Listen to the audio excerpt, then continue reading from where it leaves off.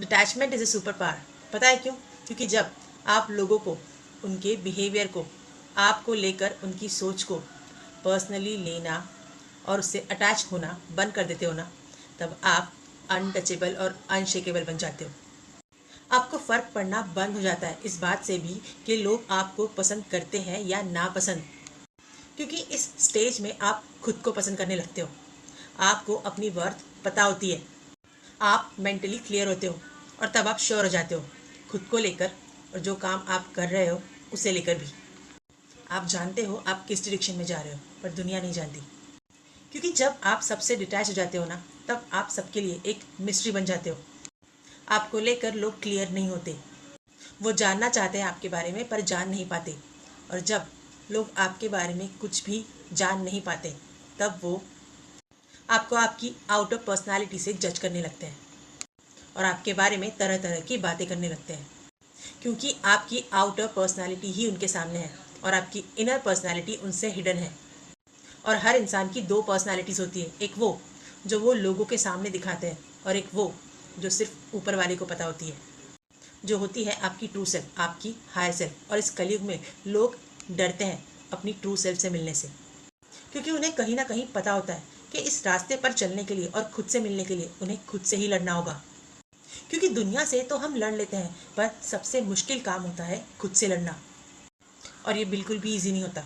और इसके लिए आप पर उनकी कृपा होना बहुत ज़रूरी है। हालांकि उनकी कृपा सब पर होती है, पर सब ये समझ नहीं पाते। और जो ये समझ लेते हैं और अपनी उस ट्रू सेल्फ से सच में मिलना चाहते हैं, ईश्वर उनको वो करेज और स्ट्रेंथ देते हैं जिससे वो खुद से लड़ सके। क्योंकि बाहर के डीमंस से लड़ने से कई ज़्यादा मुश्किल होता है अपने अंदर के डीमन से लड़ना। क्योंकि हमारे अंदर का डीमन बार बार रोकता है हमें खुद से मिलने से, बार बार अपनी ओर खींचता है, हमारे सामने नए नए रूप लेकर आता है। कभी झूठे प्यार के रूप में, कभी मैनिपुलेशन के रूप में, कभी लस्ट के, तो कभी ग्रीड के, या तो कभी सब कुछ खो देने के डर के रूप में, और मैक्सिमम टाइम किसी टेम्पटेशन के रूप में।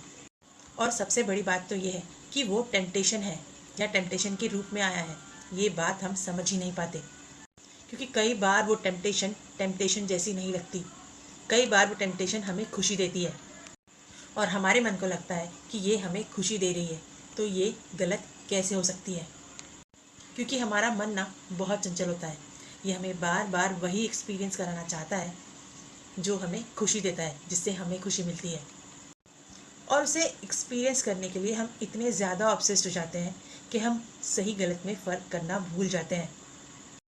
चाहे फिर वो हैबिट या वो ऑब्सेशन या वो एडिक्शन हमारी हेल्थ के लिए डेंजरस ही क्यों ना हो, हमें लगता है कि हम उस चीज़ के बिना, उस एडिक्शन के बिना सर्वाइव ही नहीं कर पाएंगे। और यहीं पर हम उस डेविल के, उस डीमन के ट्रैप में फंस जाते हैं। और ऐसे बहुत से रूप लेकर हमारे अंदर का डीमन हमें वापस से उसी लूप में फंसाने की कोशिश करता है और कई बार कामयाब भी हो जाता है, मैक्सिमम टाइम कामयाब हो जाता है। पर जब आप ठान लेते हो और अपने उस अंदर के डीमन को हराकर अपने डिवाइन सेल्फ से, अपने उस ट्रू सेल्फ से मिलते हो, तब आप बन जाते हो अनटचेबल, अनशेकेबल, अनअफेक्टेड। पर इसका मतलब ये बिल्कुल भी नहीं है कि वो डीमन हमेशा के लिए ख़त्म हो गया या हमेशा के लिए चला गया। वो तो हमेशा से था, है और हमेशा रहेगा। राह देखेगा आपको अपनी ओर वापस खींचने की। और इसी मोमेंट में आपका टेस्ट होगा, क्योंकि अच्छाई और बुराई की लड़ाई तो हमेशा से ही चलती आ रही है और हमेशा ही चलेगी।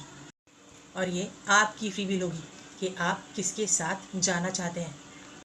अगर आप अपनी डेविल सेल्फ के साथ गए तो आप वही बन जाओगे और फिर इस लूप से कभी बाहर नहीं आ पाओगे। और वहीं अगर आपने डिविनिटी को चुना, अपनी डिवाइन सेल्फ को चुना, तो आप उस डिवाइन एनर्जी को चैनल करने का एक वेसल बन जाओगे, एक मीडियम बन जाओगे। आप वो रोशनी बन जाओगे जो दूसरों को गाइड कर सके। और सबसे खास बात, ये रोशनी वही लोग देख पाएंगे जो उनसे जुड़े हैं और जो सच में अपने आप से और अपने उस ट्रू सेल्फ से मिलना चाहते हैं। और जो अपने अंदर के डीमन से जुड़े होंगे, उनको आपकी लाइट ट्रिगर करेगी, इरिटेट करेगी, इंटिमिडेट करेगी। वो आपसे चिढ़ेंगे और आपके बारे में वो बोलेंगे, वो सोचेंगे जो आप नहीं हो। वो हर मुमकिन कोशिश करेंगे आपको पीछे हटाने की। वो हर चीज़ करेंगे जिससे आप पीछे हट जाओ। उनको आप झूठे, दिखावटी, बनावटी और आपकी बातें बकवास लगेगी, क्योंकि आप जिस एनर्जी में होंगे वो उस लाइट में, उस एनर्जी में नहीं होंगे। और इसीलिए आपके अंदर की डिवाइन एनर्जी उनके अंदर की उस डेमोनिक एनर्जी को ट्रिगर करेगी। आप उनको टू मच या एक्सट्रीमिस्ट लगोगे। See, you cannot make people like, love, understand, validate, accept और be nice to you, but does it really matters? No, it doesn't matter at all. और इसीलिए आपको आगे बढ़ना है। बोलने दीजिए उन्हें जो बोलना है, करने दीजिए उन्हें हर मुमकिन कोशिश आपको गिराने की, क्योंकि वो चाहेंगे ना तब भी आपको गिरा नहीं पाएंगे। क्योंकि भगवान एक बार जिनको चुन लेते हैं ना, उन्हें गिराने की या उन्हें हराने की शक्ति भगवान के सिवा और किसी के पास नहीं होती। अगर आप अपने रास्ते से भटक भी गए ना, तो वो जानते हैं कि आपको सही रास्ते पर कैसे लाना है। और इसीलिए बिंदास, निडर होकर आगे बढ़िए, क्योंकि अगर आपकी भक्ति, आपका प्यार और आपका विश्वास उनके प्रति सच्चा है ना, तो यकीन मानिए वो आपको कभी कुछ नहीं होने देंगे। भक्त प्रहलाद के बारे में तो जानते हैं ना, उन्होंने कभी देखा नहीं था श्रीहरि को, फिर भी उनके प्रति विश्वास इतना अटल था, इतना प्रबल था कि उनके पिता के बार बार कोशिश करने के बाद भी मृत्यु उनका कुछ बिगाड़ नहीं पाई, मृत्यु उन्हें छू भी नहीं पाई। ये होती है सच्चे विश्वास की शक्ति। तो विश्वास रखिए उन पर, वो हमेशा है आपके साथ।